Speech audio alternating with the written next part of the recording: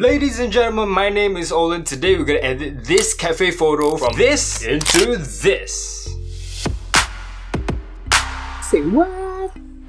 The exposure we're gonna go to around 0.6 here, and then the contrast around -8. The highlights we're gonna drop it to around -19. Shadows, the dark parts of the photo, we're gonna bump it up to around 66 is good, and then the whites we're gonna drop it to around -71. And the blacks we're gonna drop it to around -28. And let's go into the curve section. I'll add 2 points here, 2 points at the top, and we want to crease the shadows, and then the highlights you want to drop it slightly off. Next, let's go into the temperature and also the colors. So first of all, the temperature is a little bit orange, so I'm going to drop it to around -2. The tint, let's go up to 3, quite subtle, and then the vibrance around 18. Saturation, we're going to leave it as it is. Now let's go into the exciting part, which is the Hsl Tab. Now for the red color, we're going to go into -10 saturation, make the red a little bit unsaturated here, and then for the orange, let's increase the hue a little bit towards the green side, and the saturation, we want to drop the saturation of the orange to around -25 and increase its luminance because of the coffee here, so we want to increase its luminance to around 11. And yellow, because the overall photo is a little bit yellow, we're gonna drop the saturation to -10, and the green side, because there's a little bit of green over here, I want to move that green towards something more yellowish. Yeah, that would look like some autumn leaves or something like that. Say around 65 for the hue of the green, and then the luminance side, I want to drop it a little bit to make it more moody. Now before going into the turquoise section, let's go into the blue section, and let's move this, everything that is normal blue, let's move it all into the turquoise section by bringing down the hue, and then also I'm going to bring down the saturation to around -36. And going into the turquoise section, we're going to bring everything that is blue towards turquoise lah. So it will be around 65 is good, and we're done for the color tab. Let's go into the vignetting, the clarity section. As always, I always bump it to around 41 to make it a little bit pop there. The haze, I'm going to bring it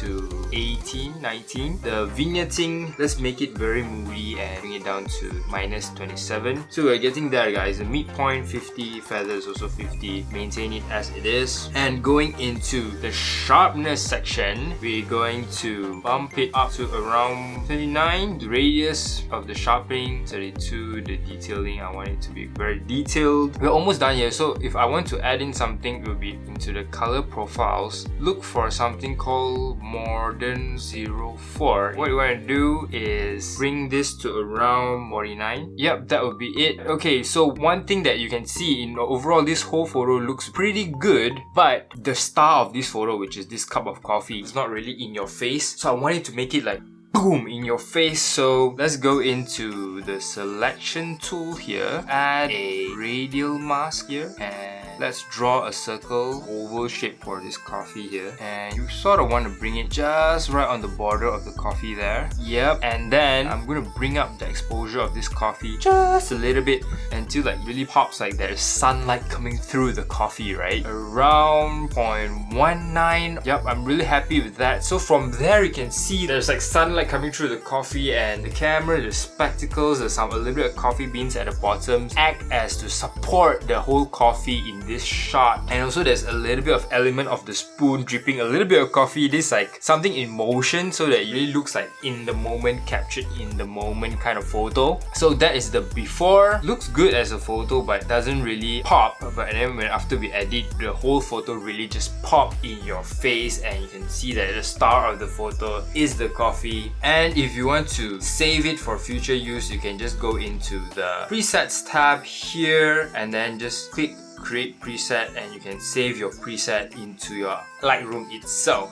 And that is all for this video, guys. I'm testing out like this kind of video editing type of a video. Let me know if you're enjoying this kind of video and you would like to see more photo editing styles in Adobe Lightroom Mobile itself.